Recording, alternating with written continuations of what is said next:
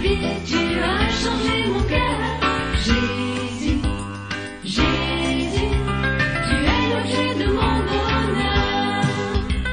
Tout pourrait changer. Oh oui, tout pourrait changer. Si tu l'acceptais. Oh oui, si tu l'acceptais. Tout pourrait changer. Oh oui, tout pourrait changer. Si aujourd'hui ton cœur, tu lui donnais. Alléluia. Gloire au Seignor. Jade national pour Nous sommes toujours dans le thème de la jade Job nationale chapitre Pisilaïb verset Pisilani. que nous trouvons dans Job 22, verset 28. Jeudi le vendredi Et le jeudi et le vendredi, nous avons eu assez de temps pour traiter ce thème. Et je crois que ce matin, et c'est ce qu'on appelle une synthèse. Nous allons en ces courts moments faire un résumé. Et c'est au nom de Jésus. Amen.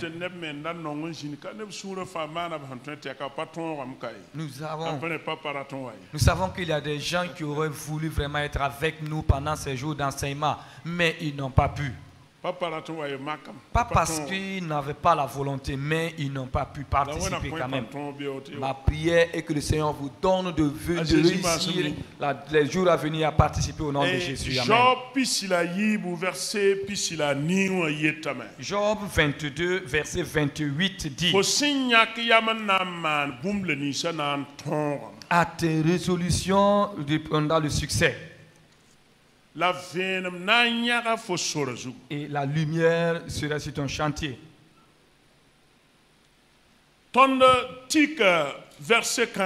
Et nous nous sommes appuyés sur ce verset. Et nous avons parlé de qui était Job. Et nous sommes arrivés même sur ce verset. Et nous avons essayé de comprendre le sens de ce verset. Et voir avec nous d'aujourd'hui.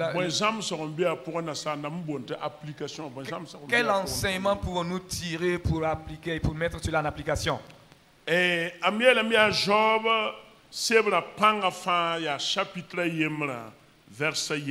et j'ai dit que toute la force de tout le livre de Job plutôt se trouve à partir du chapitre 1, verset 1. La Bible nous dit que Job était un homme intègre. Et Job était un homme droit. Et il craignait Dieu et se détournait du mal.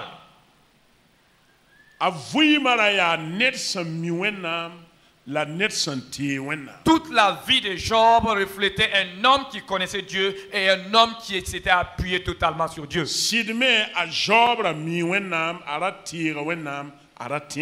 Et réellement, Job connaissait Dieu, il croyait en Dieu et il avait placé toute sa confiance en ce Dieu.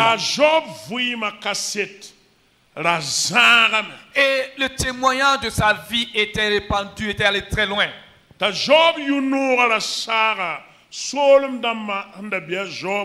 Et sa renommée aussi était partie par toute à sa génération.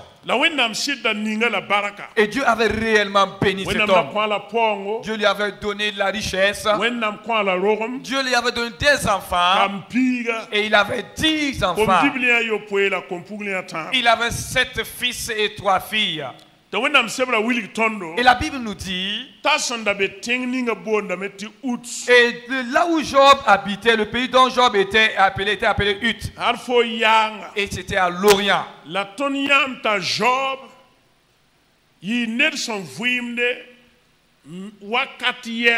ne Abraham damba, Isaac damba, Jacob damba, la nette Israël. Et nous avons dit également que nous pouvons situer à peu près l'époque de Job entre les Abraham, les Jacob, Isaac, avant que les 12 tribus d'Israël ne soient mises.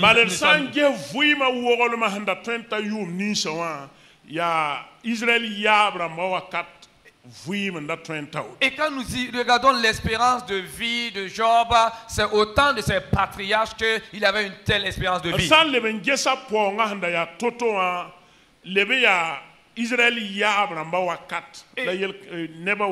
Quand nous regardons la richesse que Job avait, c'était également autant des patriarches qu'il y avait de telles personnes.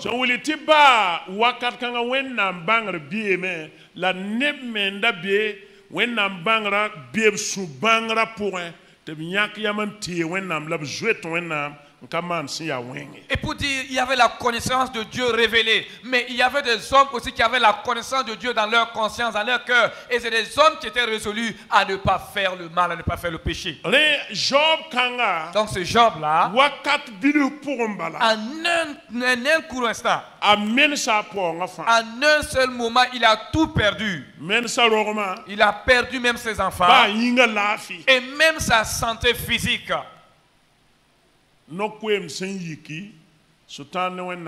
Parce qu'il y a eu ces échanges entre Satan et Dieu. Dieu a témoigné de Job pour dire quand Dieu témoigne son témoignage de la vérité. Job était un homme fidèle, intègre et juste, était la vérité que Dieu a dit. C'est Dieu lui-même qui a témoigné de lui.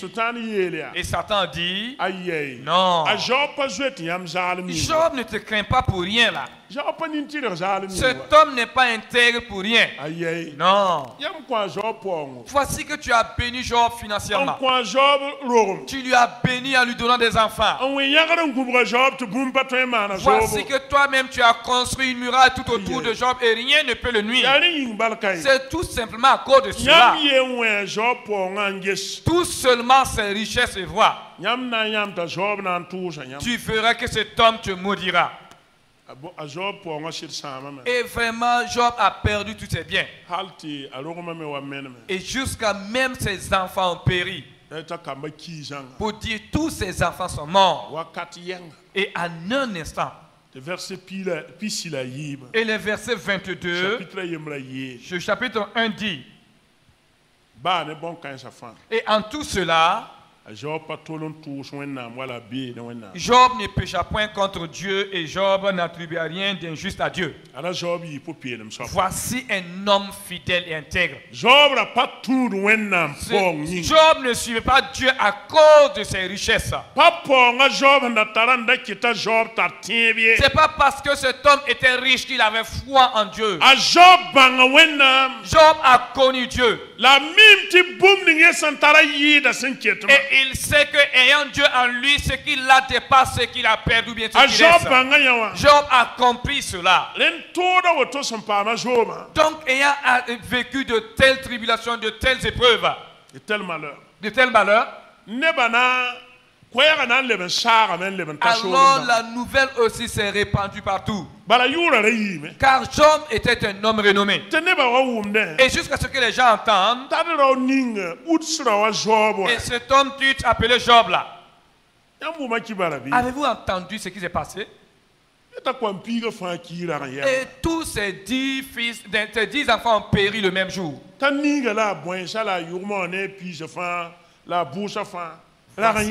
Tous ces bœufs, ces chameaux, ces ânes, tous sont morts le même jour. Les gens disent, aïe, vraiment ça c'est un malheur. Mais ça c'est quel malheur ça? Qu'est-ce qui a pu provoquer un tel malheur? Et chacun se posait les questions. Chacun se posait les questions. Mais est-ce qu'un juste de Dieu, est-ce qu'un homme qui craint Dieu, est-ce qu'un homme intègre, est-ce que Dieu peut abandonner un tel homme? Dieu peut permettre que de tels malheurs frappent un tel homme? Non. Pourtant, ce n'est pas facile. Et c'est en ce temps que les 3 amis de Job ont décidé, ayant entendu le malheur de Job, ils ne peuvent pas rester sans réagir. Alors ils sont allés pour consoler cet homme. Et ils sont allés pour compatir à ses douleurs. Quand ils sont arrivés, la Bible nous dit que ces 3 amis, Teman rawa Eliphaz. C'est Eliphaz de Théman. Par ne Swak rawa Bildad. Soit de Bildad de Swat. La nama rawat Sophar. Et Sophar de Naaman. Ren ya bambab tabo. Donc ce sont ces trois-là. Eliphaz, Eliphaz, Bildad Bildad et Sophar. et Sophar. Bam tata nya Job. Quand ils sont arrivés, ils ont vu Job. Bam pale miti ya Job. Ils n'ont même pas reconnu Job. Wennam sablem tub jinda rahma yopoy. La Bible dit qu'ils sont assis pendant une semaine. Ngeta Job oto. Et ils regardaient, ils observaient seulement Nerba Job. patron ya ganore. Personne ne pouvait même ouvrir la bouche. Yida nishal hantoentas. Et cela même était au-delà de l'entendement d'un homme. Bangra sham. Et ils ont perdu toute leur sagesse, toute leur Yama connaissance. sham. Toute leur sagesse, ils ont perdu toute place de leur sagesse. Bam nan shinga yen songa Job ti Alors, yekana. par quoi vont-ils commencer pour consoler, pour aider cet homme dans cette situation? Labi yone yak yam mosan. Alors, ils ont décidé, Datman te kalama yam san kalam Job chapitre ceux qui 9. veulent lire dans Job chapitre Teta 4 chapitre yopoy. jusqu'au chapitre 7. Yam nan ya Eliphaz bali la kashma brapa gomde yare kaham dikr kwaya. Là-bas, vous verrez les discours d'Eliphaz, car c'est lui qui était leur aîné. Et cet homme parlait par ordre d'âge. A Eliphaz di kwaya pipi. C'est Eliphaz, premièrement, qui a eu la parole. qui a pris Yam la kalam parole. chapitre 9 teta yopoy. À partir du chapitre 4 jusqu'au verset chapitre Ina ya 7. Eliphaz gwama. Vous verrez le discours d'Eliphaz. Wa biliga Job. Jusqu'à ce qu'il a dit à Job. Job mam sonne fo yella vor mam ton bili. Job, si moi je peux résumer ce que ta situation, Ya ti fo konga ne wenna. c'est que tu as péché contre Dieu. Ya rela yel kan sa hampa. C'est à cause de cela qu'un tel malheur te frappe. Chapitre ni. À partir du chapitre 8 Til chapitre piga. jusqu'au chapitre 10, Ya swakra wa Bildad. c'est soit de Bildad. Bildad reka kwaya. Bildad a pris la parole. Nyeme yela Job. Et lui aussi il a dit à Job, Job. Job, Fo honwe no kwem na. toi qui es en train de discuter là, Fo popi le mnaf da wennam ne. alors à quoi est-ce que ton intégrité est bénéfique à Dieu? Shiko me ngazo. Humilie-toi tout simplement, Job. Ta at sofare Et Sophar na marawa. et de Naaman. Nyeme yela Job. Lui aussi il a dit à Job, Te hin lore dans les temps passés, ton jiwu. nous n'avons jamais entendu Sababa o to humpa net santi wenna. un tel malheur frapper un homme qui a placé sa confiance en Dieu. Job, Fo yella ton ne fo yella ya te fo ne wennam suka bumumbe. ce que nous pouvons dire, c'est qu'entre toi et Dieu, là, ça ne va pas. La bamba taba fa a Job yele bla men. Mais à tous ces trois-là, Job les a répondu, Mam pa kong. je n'ai point péché. Mam pa biye. Et je n'ai point péché contre Dieu. San kato san dat bu face Si man. l'Éternel Dieu veut qu'il me sonde, Abnam mi kam tum ya popelem so. il me trouvera un homme intègre. Te bleben le waye ha. Et ils sont revenus à la charge. Chapitre pila nun te ta pistan. Chapitre 15 au chapitre 30. A Job zorama le wa nora yiben so ba nan le ri kwayta Elifa ale singwama. Et ils ont pris la parole pour une seconde fois. Et Eliphaz encore qui a commencé son Le la discours. Job ya. Et Eliphaz a dit à Job, Tiens da suro. tu endurcis trop ton cœur. Job. Job, Ringing. est-ce que Fona wuma me. tu as déjà entendu? Tende dan tie wennam wa foro. As-tu déjà entendu un homme qui réellement a placé sa confiance à Dieu comme toi? Te sababa pa ma wa hampa foro Et Job. de tels malheurs frappent une personne comme toi, tu le vis actuellement. Job eta ayo. Job dit Mam non, pa kong ye. je n'ai point péché. Bildad goma oto. Et Bildad, c'est ce que Bildad a dit. A sofar me goma oto. Sophar aussi a repris les mêmes discours. Rendi ya Eliphaz moha. Donc c'est Eliphaz La maintenant hon gom verse pisila ni. qui a parlé au verset 28. Nyam hana uma gom na vonre. Si vous voulez bien comprendre le Le sens, verse pisila yemro. allez retourner d'abord au verset 21. Ayela Job ya. Là-bas, il a dit à Job, Job fo wuk do menga. tu enfles trop d'orgueil. Shiko menga lo menga na wenna. Humilie-toi et attache-toi à Dieu. Man ro yelle. Mais confesse ton péché. Sanam ning fo hantara ya. Tout l'or que tu as là, lob ofir sanama yi Jette-leur de fils loin de toi. la kit son kasab yi fo sanam Et fais de l'Éternel ton trésor, ton or. woto Job Ainsi, Job, fo sanya ki yabana man bummo san à tes résolutions, bam nan kitam ta ton répondra le succès. la vienem nan ya fo so Et la lumière sera sur ton chantier. agom da wonda shidwa Bon, quand vous écoutez, à partir de là, ça change la vérité. bale yel buna sebre yelam tener san solo ka kongre apanan ton Car dans le livre de Proverbes, il est dit que quiconque cache son péché ne prospère pas. la viendra en torose la basse apa amna nimbanzo Celui-là qui confesse son péché et qui se répand obtient miséricorde. donc ya viendra C'est clair. la Job jingo Job ra pa kongo Mais Job n'avait pas péché. Dans le ni cas la de Job, il n'avait pas péché. to Job ta Job eta mana yelwana Il voulait forcer Job à reconnaître qu'il a péché. donc renkita mela Eliphaz jam soran Voilà pourquoi je dis que la doctrine d'Eliphaz, voilà a Job zoramba taba ou les trois amis de Job, a Job handa sakin bamba gwama si Job avait accepté ce discours, les discours de ses amis, asutanda nan pa mabu Satan aurait eu raison. bal sidana yi po ngin la Job tun wen Car ce serait alors à cause de ses richesses que Job était attaché à Dieu. Job jarsama Job a refusé. bale kosum yel wen suguri Car se confesser son péché pam farde et pour être sauvé wen nam sol ma point dans le royaume de Dieu. pa bantemam nan lebra arjek sobi Ce n'est pas un signe ou une preuve que je dois être riche ou que je serai riche. Non. pa bantemam nan lebra la karli Ce n'est pas une preuve que je serai riche ou prospère. pam son ko sugure pa bantemam nan lebra milliardaire sobi Ma conversion ne veut pas dire que je deviendrai milliardaire. Non. Ayo. Non. nye watan lebra karong ninga ton hombonti yidigile karong Ça, entre-temps, ça devient l'évangile de la prospérité. te sawa pa sabala meto wa Et entre-temps, si ça ne va pas, on dira, ah, cet homme-là, ter pa serna yi nong bon, soba le chrétien ne doit pas être pauvre. pa serna lui bara Le chrétien non plus ne doit pas être malade. serna ya arjek soba Le chrétien doit être riche.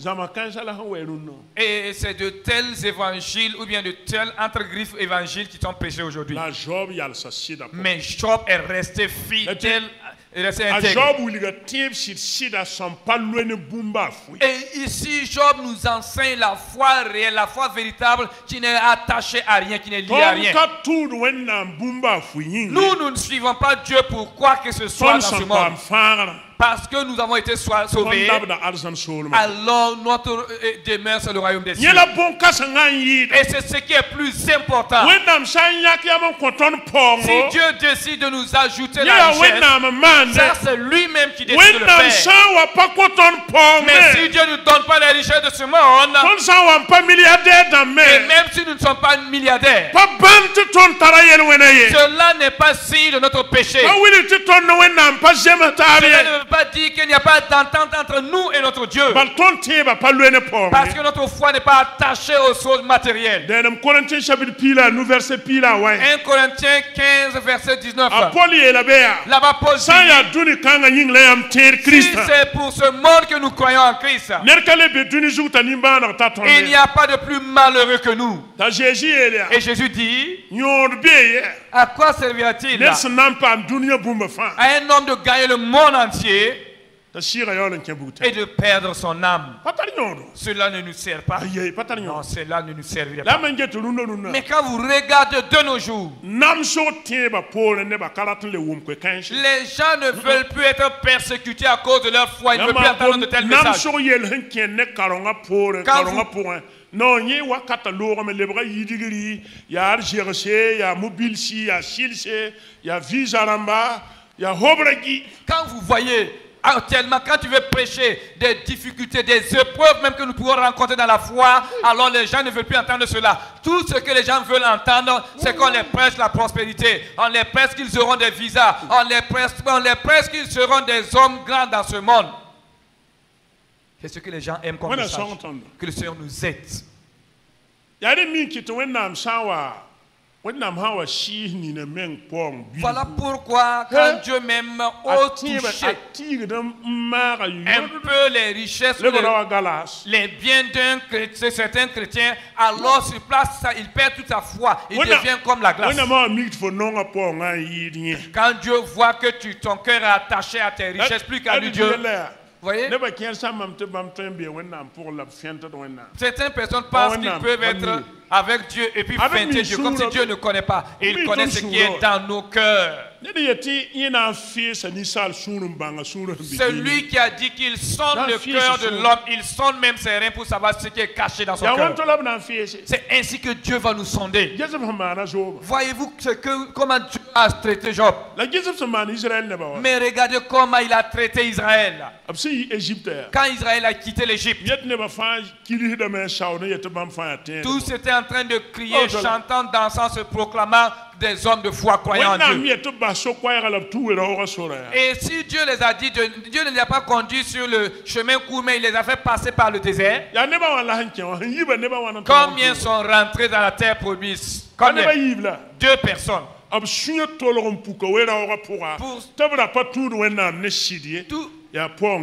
Toute cette multitude a péri dans le désert parce qu'ils ne suivaient pas Dieu, parce qu'ils aimaient Dieu, parce qu'ils avaient foi en lui, mais à cause des gains ou à cause des miracles qu'ils ont vus seulement. Donc à Job, il y a ça. Job est resté fidèle. Si nous continuons et sur les propos d'Eliphaz,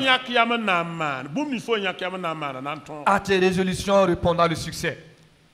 Et je dis, c'est fréquent, c'est la bonne résolution. C'est cette bonne résolution-là qui répondra le succès. C'est la bonne résolution. Et ce qui est encore plus important, la bonne résolution, c'est simplement cette résolution de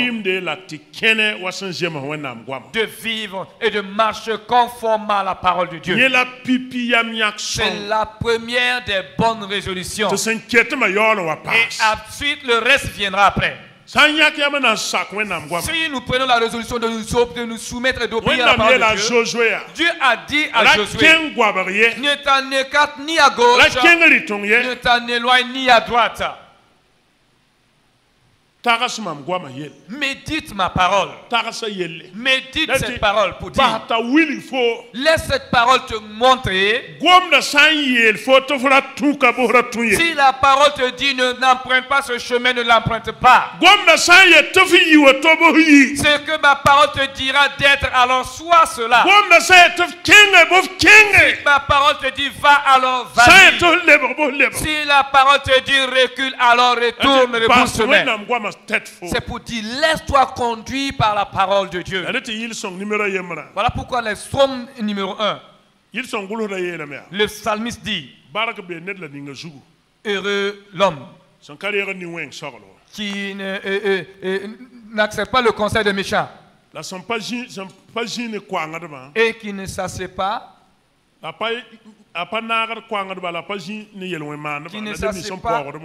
compagnie de moqueurs, mais à ceux-là qui méditent la loi de l'Éternel. Un tel homme est comme un arbre planté auprès d'un courant d'eau. Frères et sœurs, la bonne résolution, c'est de prendre la résolution de se soumettre, d'obéir à la parole de Dieu. Si tu prends la résolution d'obéir à la parole de Dieu, alors à tes résolutions répondra le succès. Et voilà pourquoi je disais aussi, comme notre génération aspire à l'élévation et au succès, aux yeux de Dieu,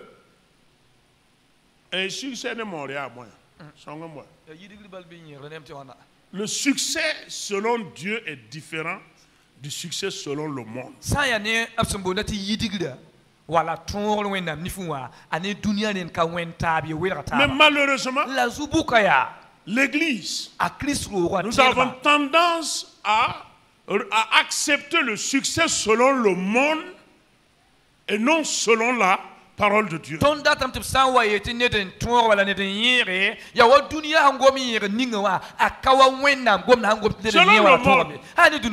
succès, c'est être béni financièrement, matériellement, dans des maisons. En tout cas, On est bien posé. Hali ya nirba Ça, on dit qu'il a eu du succès dans sa vie. Mais aux yeux de Dieu, ça, ce n'est pas du succès. Tant que ce dernier n'a pas fait la paix avec Dieu. Tant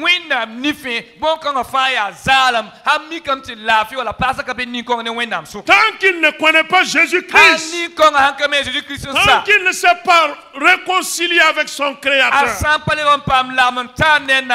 il n'y a pas de succès. Il n'y a pas de succès. Et je l'ai dit ici, le succès, ce n'est pas utiliser Dieu comme un moyen pour parvenir à ses fins, mais c'est de laisser Dieu t'utiliser pour accomplir ses desseins.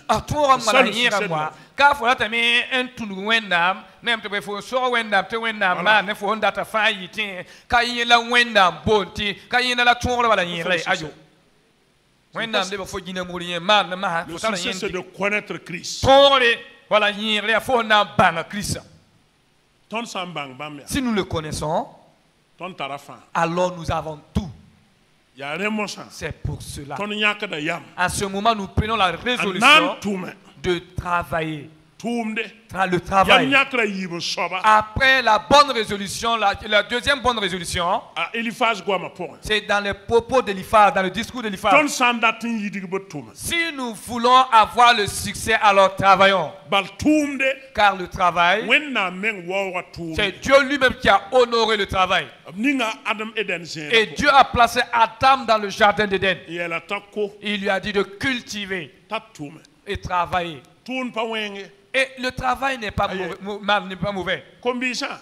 Jeunes gens, le travail n'est pas mal. Non. Le travail n'est jamais mauvais. La Bible dit que si tu abandonnes ton champ et que tu te livres aux futilités, alors tu te revêtiras de haillons. De haillons que tu serais vêtu à chaque moment. Mais un homme paresseux qui refuse de sortir, la faim même va te coincer comme un voleur. Et la pauvreté te surprendra comme un brigand. Entre le voleur et le brigand, c'est lequel qui est mieux? Tous les deux là, il n'y a pas un d'entre eux qui va t'attraper, ça serait facile pour toi.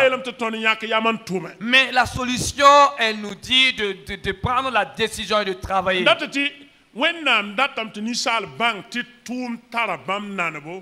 Dieu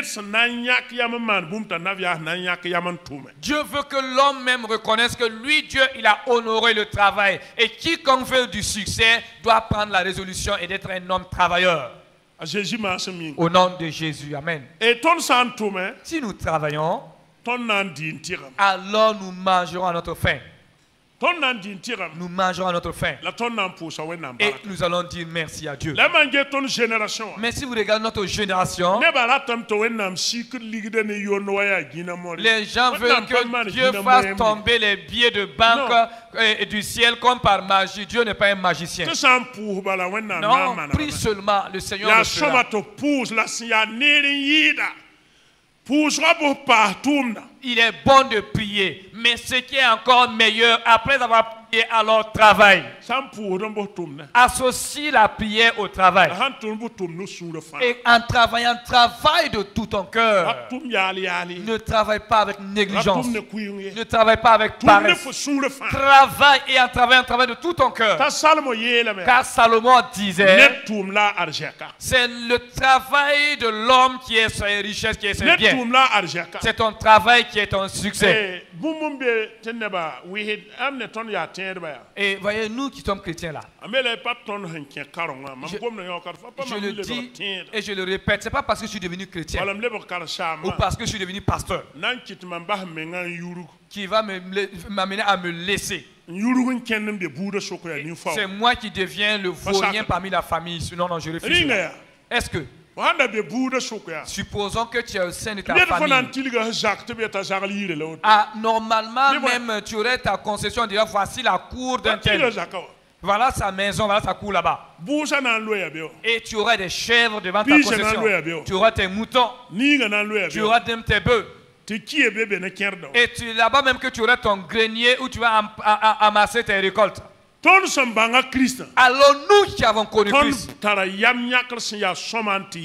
alors nous avons eu la meilleure des résolutions et surtout nous avons la bénédiction de Christ en nous. Et je dis, le chrétien n'est pas paresseux. Le chrétien paresseux n'a pas encore connu Jésus. Tu dois encore te convertir.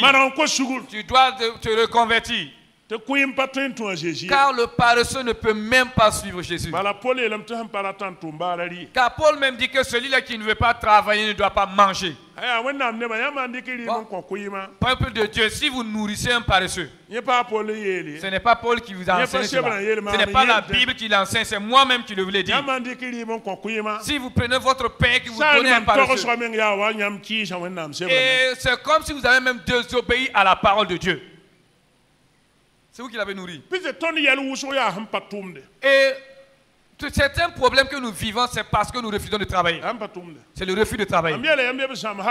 Et je vous ai dit qu'on nous a appris ou bien on nous a enseigné. Alors, quand nous travaillons, nous devons arrêter à midi, venir siester, retourner à 15h au travail. Ils nous ont flattés. Ils nous ont flattés, nous faisant croire que nous sommes des grands. Non, nous sommes des patrons, nous sommes des commis, comme on le dit. Si tu veux chercher de l'argent et c'est toi qui veux jouer au patron dans ta recherche de l'argent, tu ne seras jamais riche. Tu veux te lever à 8h, aller travailler. Tu descends à 12h pour venir te reposer. Tu travailles, tu descends à 17h pour revenir à la maison. Non, hein? Il faut que tu te réveilles à 4h. Souvent à 4h, même ceux qui dorment souvent, 4h ou 5h du matin, vous entendez déjà le bruit, le ronronnement de leur moto en train de partir à la recherche de leur commerce. Le travail n'a jamais tué l'homme. Au contraire, le travail te lave et te blanchit. Prenons la résolution et travaillons. Salomon fut un homme qui a reçu la sagesse. Dieu lui a demandé, demande-moi tout ce que tu veux. Ah, si c'était de nos jours là. Si Dieu vient dire à quelqu'un dans notre génération, demande-moi ce que tu veux. Ah.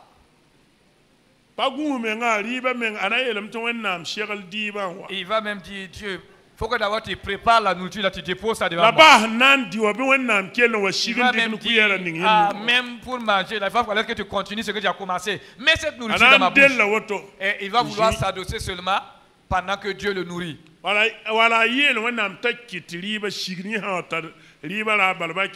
bien il va dire à Dieu, à tout moment que j'aurai besoin de manger, fais cela tomber du ciel. Salomon a dit à Dieu, je veux la sagesse pour discerner le mal du bien. Et Dieu lui dit, même tout ce que tu ne m'as pas demandé, moi Dieu, je te l'accorde. Je te donne la richesse. Mais maintenant, quand Dieu a dit cela à Salomon, pensez-vous que les richesses là sont descendues comme ça, Salomon a ramassé? Salomon a travaillé. Il a travaillé. C'est ce même Salomon qui a écrit les proverbes et qui a dit, paresseux, inspire-toi la fourmilière. Il dit, le paresseux est sur sa couche, refusant de sortir, disant qu'il y a un lion au dehors. Ne voyez-vous pas?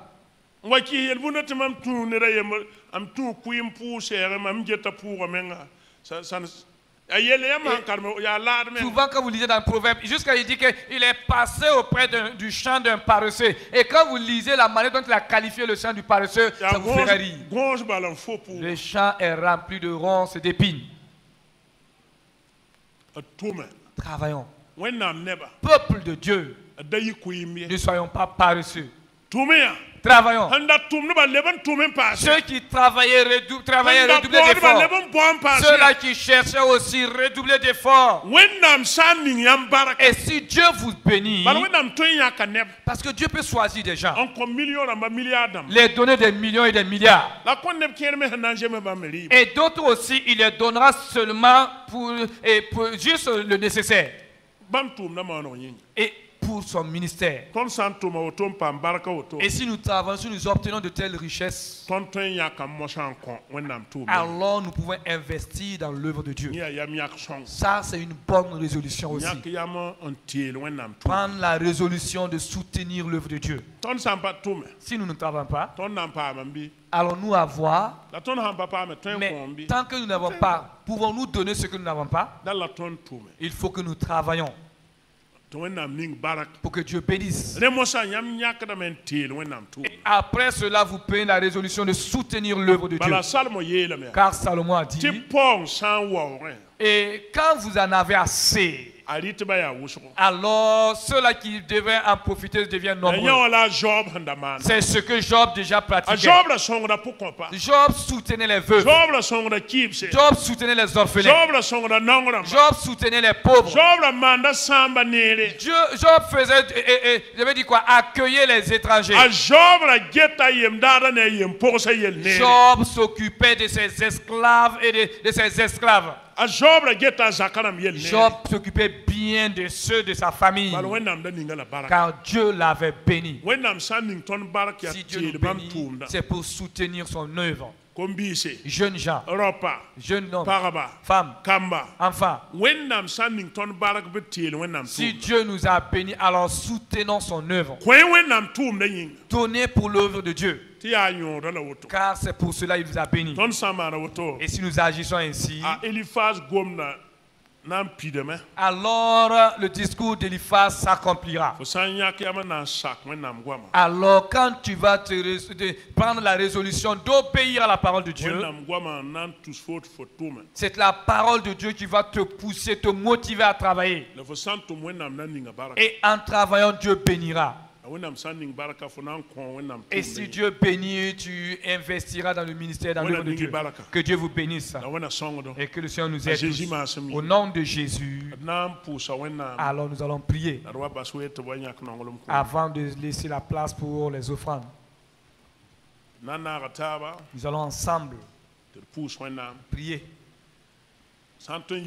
Si vous pouvez vous tenir debout. Nous allons ensemble dire merci à Dieu pour sa parole. Dieu nous a appelés à le suivre dans l'intégrité, dans la fidélité. Ce n'est pas pour autre chose. Alors c'est à lui s'il veut de nous donner la richesse. Mais nous, soyons des travailleurs. Soyons des travailleurs. Ainsi, le Seigneur sera content de nous. Et nous devons savoir que Dieu n'aime pas la paresse, n'aime pas le paresseux. Dieu n'aime pas la paresse. Prions le Seigneur pour sa parole. Disons-lui merci et demandons à Dieu de bénir sa parole que nous avons entendue.